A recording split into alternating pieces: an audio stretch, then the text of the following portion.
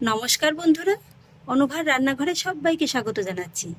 আজকে আমি আপনাদের তৈরি করে দেখাবো একদম রাজকীয় স্বাদের নবাবী সিমুই। আর সেই জন্য দেখুন বন্ধুরা, এখানে আমি নিয়ে নিয়েছি চিকন যে ভাজা সিমুইটা হয় না, সেই সিমুইটা। আর এখানে কিন্তু 200 গ্রামের মতো সিমুইটা আছে। আপনারা চাইলে কিন্তু লাচা সিমুইটাও নিতে পারেন।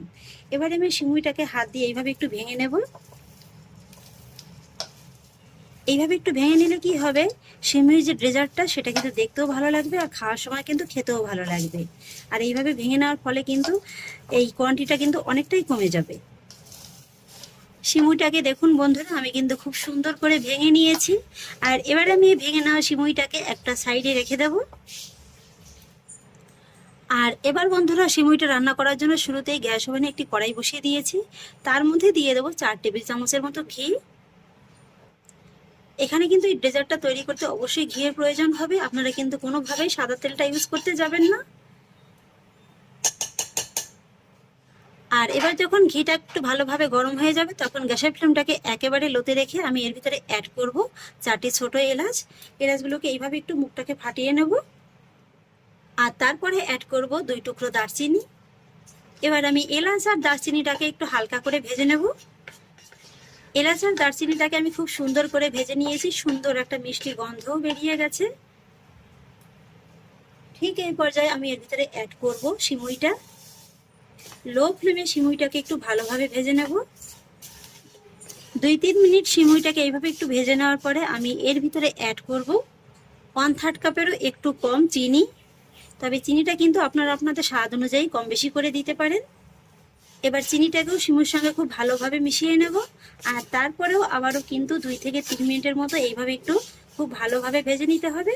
মোটামুটি চিনিটা যতক্ষণ না পর্যন্ত খুব ভালোভাবে মেল্ট হয়ে সিমুর সঙ্গে একদম মিলেমিশে যাচ্ছে, ততক্ষণ পর্যন্তই কিন্তু ভেজে নিতে হবে। দেখুন বন্ধুরা, চিনিটা গলে গিয়ে কিন্তু খুব সুন্দরভাবে ক্যারামেলাইজড হয়ে গেছে। আর ঠিক এই স্টেজে দেখুন সিমুইয়ের ভিতরে কালারটাও কিন্তু খুব সুন্দর এসেছে। এর থেকে কিন্তু আর খুব বেশি ভেজে নেওয়ার প্রয়োজন নেই। এই পর্যায়ে কিন্তু গ্যাসের ফ্লেমটাকে অফ করে দিতে হবে। আর তারপরেই ভেজে নেওয়া সিমুইটাকে অন্য একটি বোলে ট্রান্সফার করে নিতে হবে। আর তারপর আমি যে পাত্রটায় আজকে এই সিমুইর ডেজার্টটা সেট করব, সেই পাত্রটা নিয়ে নিয়েছি। এখানে আমি একটি কাচের চৌকো মোল্ড নিয়ে নিয়েছি। আপনারা কিন্তু যে কোনো পাত্র ব্যবহার করতে পারেন। আর এবার আমি ভেজে নেওয়া সিমুইটার অর্ধেকটার মতো সিমুই এই যে মোল্ডের ভিতরে দিয়ে দেব। তারপরে এইভাবে একটু ভালোভাবে স্প্রেড করে দেব। আর তারপর একটা গ্লাসের পিছন দিয়ে এইভাবে একটু ভালোভাবে চেপে চেপে এটাকে একটু সমান করে বসিয়ে নেব। দেখুন বন্ধুরা, মোল্ডের ভিতরে কিন্তু সিমুইটাকে আমি খুব সুন্দর করে সেট করে নিয়েছি। আর এবার কিন্তু মোল্ডটাকে এইভাবেই ধরে রেখে দিতে হবে একটা সাইডে। আর এবার চলুন বন্ধুরা, আজকের এই ডেজার্টের জন্য কোনো রকম কনডেন্স মিল্ক, তারপরে কাস্টার্ড পাউডার, এমনকি ক্রিম ছাড়াই তৈরি করে দেখাবো দারুণ সুস্বাদু একটা দুধের ক্রিম। আর সেই জন্য একটি কড়াই বসিয়ে দিয়েছি। কড়াইয়ের ভিতরে দিয়ে দেবো মেজারমেন্ট একটা কাপ মেপে 2.5 কাপ লিকুইড দুধ। দুধটাকে কিন্তু আমি আগেই জাল করে ঠান্ডা করে নিয়েছি।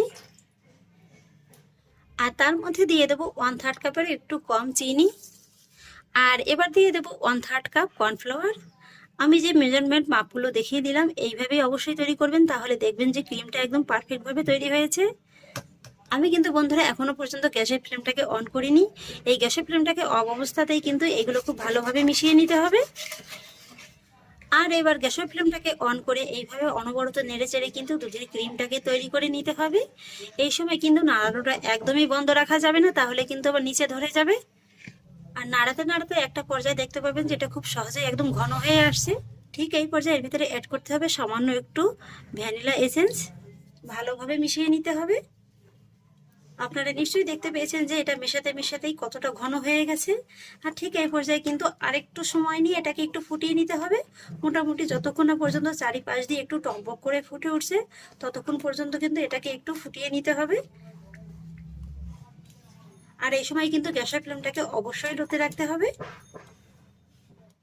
এই যে দেখুন বন্ধুরা, দুধের ক্রিমটা কিন্তু খুব সুন্দরভাবে ফুটতে শুরু করে দিয়েছে। এইভাবেই কিন্তু বড় বড় ফুট উঠবে। আপনারা চাইলে এই সময় এর ভিতরে একটু সামান্য কালারও অ্যাড করতে পারেন, তবে আমি কোনো রকম কালার অ্যাড করলাম না। শুধু এইভাবেই কিন্তু ক্রিমটাকে সাদাই রেখে দিলাম। আপনারা দেখে নিশ্চয়ই বুঝতে পারছেন যে ফুডগুলো কিন্তু চতুর্দিক থেকে একদম সমানভাবে উঠতে শুরু করে দিয়েছে। তার মানে কিন্তু ক্রিমটা একদম পারফেক্টভাবে রেডি হয়ে গেছে। এর থেকে আর কিন্তু জাল করার প্রয়োজন নেই। এবার কিন্তু গ্যাসের ফ্লেমটাকে অফ করে দিতে হবে।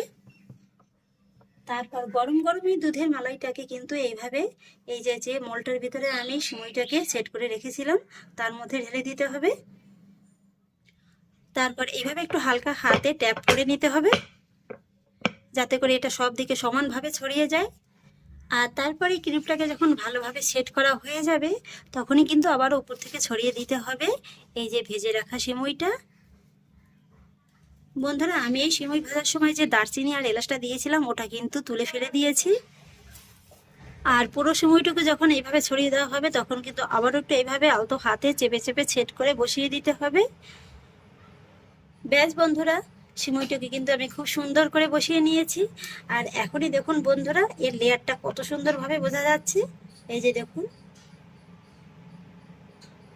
আর এবার কিন্তু এই যে সিমইর বাটিটাকে এইভাবে নর্মাল ফ্রিজে রেখে দিতে হবে 3 ঘন্টার মতো। 3 ঘন্টার মধ্যে কিন্তু এটা খুব সুন্দরভাবে সেট হয়ে যাবে।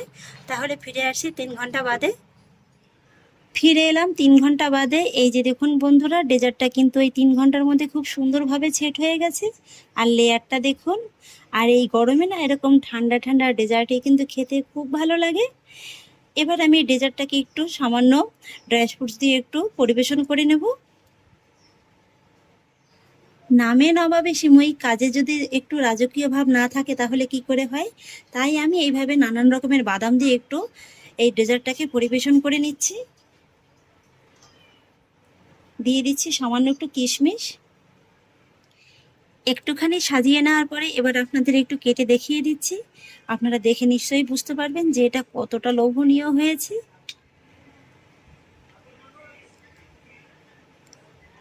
আশা করছি নিশ্চয়ই দেখে বুঝতে পারছেন যে সিমই ডেজার্টটা দেখতে কতটা আকর্ষণীয় হয়েছে আর কতটা লোভনীয় হয়েছে। এইভাবে একবার বাড়িতে বানিয়ে অবশ্যই খান। কথা দিচ্ছি বারবারই কিন্তু খেতে মন চাইবে। তাহলে আশা করছি বন্ধুরা, আমার আজকের এই নবাবী সিমই রেসিপি আপনাদেরও খুব ভালো লেগেছে। যদি ভালো লেগে থাকে তাহলে আমাকে অবশ্যই একটা লাইক এবং কমেন্ট করবেন, সেই সঙ্গে বন্ধুদের সঙ্গে শেয়ার করবেন। আর প্লিজ বন্ধুরা, যদি আমার পরিবারের নতুন সদস্য হয়ে থাকেন তাহলে একটা সাবস্ক্রাইব করে পাশে থাকা বেল আইকনটি প্রেস করে দেবেন। ফিরে আসছি এরকমই পরের অন্য কোনো নতুন রেসিপি নিয়ে। সবাই ভালো থাকুন, সুস্থ থাকুন। ধন্যবাদ।